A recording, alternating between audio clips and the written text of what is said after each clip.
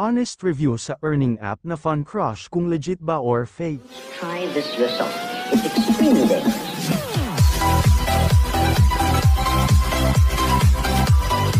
What's up guys, alamin po natin kung legit ba tong Fun Crush application or isa pong scam guys. So nandito ka dahil may nakita ka sa TikTok post na picture na kung saan nakabili daw ng grocery, nakakain sa Jollibee, nakapundar ng bahay at kotse. So yun po yung alamin natin ngayon, sabay-sabay po natin alamin kung legit ba to or isa pong scam guys. So tara, so ngayon nandito tayo sa Fun Crush. So alamin po natin kung anong review. So 4.2 yung review niya at meron na rin pong 1 million download guys. So tara, alamin na po natin kung legit ba to. So tara, pasukin na po natin. Yan, i-review na po natin ang earning games na to. Syempre need po muna natin connect to sa ating Google account para ma-verify po yung ating account guys. Then ito may way para kumita guys. So kailangan po natin malagpasan tong 8 level na to guys. So kung bawat pong level na po to, meron po tong price na coins guys. So kung saan po ang pinakamataas is 7 at 8 guys.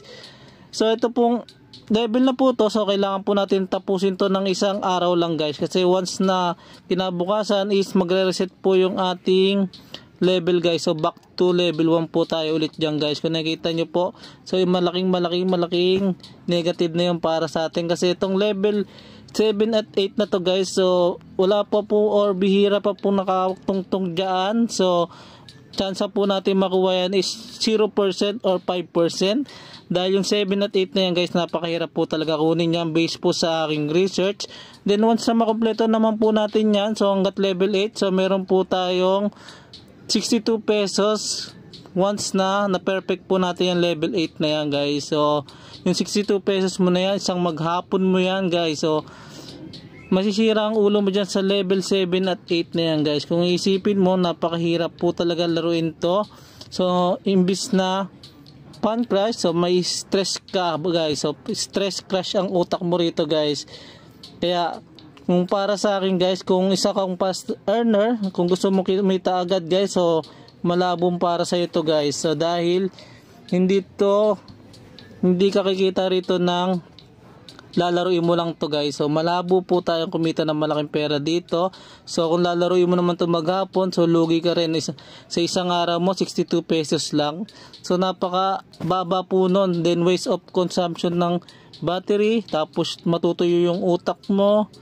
Then waste of time guys, napakalaki ng time, napakalaga ng time guys. Kung gugugulin mo lang rito, so malaki yung mawawala po sa'yo. So pero kung ito naman, itong tips ko naman na to guys, so kung isa kang vlogger or isa kang marami kang followers sa TikTok, so malaking chance mo rito na kumita guys, sa papamagitan lang guys ng pag-i-invite guys. So sa pag-i-invite guys, so nakuha mo po yung dito yung ating invitational code guys. So malaki po yung makuha natin, 180,000 coins per invite once na. Ito po yung rules na makuha mo dyan guys. So yan, kailangan din pong maglaro ng in-invite mo. So once na marami kang in-invite, naglalaro sila, so malaki po yung chance ang lumaki yung gold coin mo guys. So kung isipin mo guys, 10 million guys sa 500 piso na palitan guys. So 500 pesos, need mo ng 10 million gold coins guys. So pwede mo siya i-send sa GCash, ML Diamond, PayPal.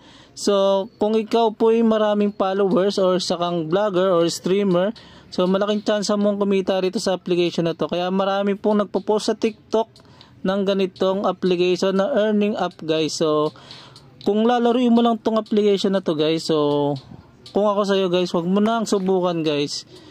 Kasi maubos lang ang oras mo rito at tutuyo lang ang utak mo talaga.